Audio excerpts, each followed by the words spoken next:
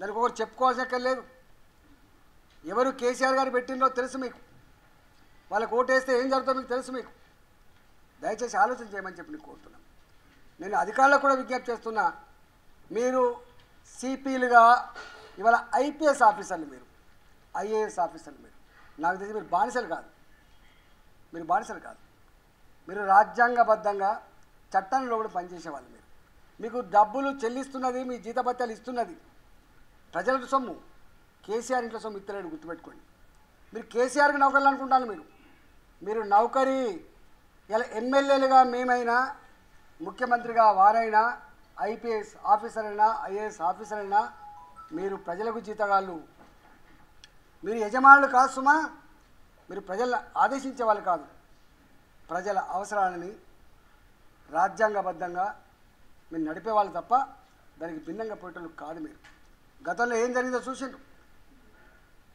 కర్తవ్యాన్ని మర్చిపోయి ముఖ్యమంత్రి ఇచ్చిన ఆదేశాలు పాటిస్తే ఏం జరిగిందో మీరు చూసిండ్రు.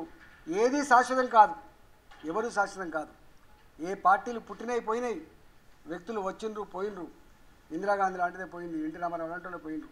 ఇవాళ వీళ్ళు లెక్క కాదు.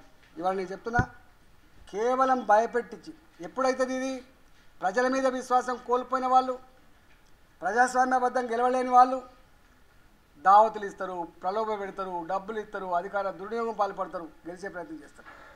కానీ ఎప్పటిదాకా ఈ కొద్ది అక్కడక్కడ అప్పుడప్పుడు బై ఎలక్షన్లను మేనేజ్ చేయగలుగుతాం. ఇట్లాంటి ఎంపీటీసీ ఎలక్షన్లో కొంత మేనేజ్ చేసే ప్రయత్నం చేస్తారు కావచ్చు. కానీ జనరల్ ఎలక్షన్స్ అయితే కొట్టుడు కొడితే దిమ్మ తిరిగిపోతుంది, గుర్తుపెట్టుకోండి. ఇలా ఏది పడితే అదే మాట్లాడుతున్నారు.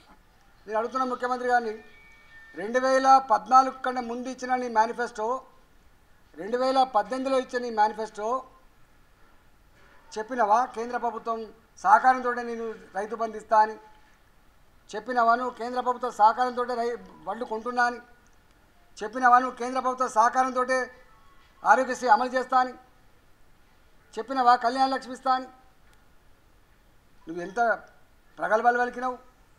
ఈ దేశంలో ఏ రాష్ట్రంలో గొప్ప పాలన నాదే అని చెప్పినావు కదా. గొప్ప పాలన నిజమే అయితే ఈ రాష్ట్రం వ్యవసాయక రాష్ట్రం అని చెప్పినావు కదా. ప్రాజెక్టు తెస్తా, నీళ్లు పారిస్తా, పంట పండిస్తా, దేశంలో రిచెస్ట్ రైతు తెలంగాణ ఉంటాడని చెప్పినావు కదా. మరి ఎందుకు చేయలేకపోతున్నావు? ఎందుకు ఈ డ్రామాలు? ఆలోచన చేయి. ఇవన్నీ ప్రజలు గమనిస్తున్నారు. తప్పకుండా సందర్భం వచ్చినప్పుడు తేల్చే సందర్భం తప్పకుండా తేలుస్తారని చెప్పి మనం చేస్తున్నా. తెలంగాణ ప్రజలారా, మేధావులారా, చైతన్యవంతమైనటువంటి యువకులారా, జరుగుతున్న పోకడల మీద దృష్టి పెట్టండి, కొంచెం ఆలోచన చేయండి, కొంచెం పట్టించుకుందాం. తప్పకుండా నేను ఎన్నడో ఒకనాడు నేను మార్చుకునే కనుక ప్రయత్నం చేయకపోతే మనల్ని హరించేటువంటి ఆస్కారం ఉంటుంది. కాబట్టి మీరంతా కూడా ఆలోచన చేయమని చెప్పి నేను విజ్ఞప్తి చేస్తాను.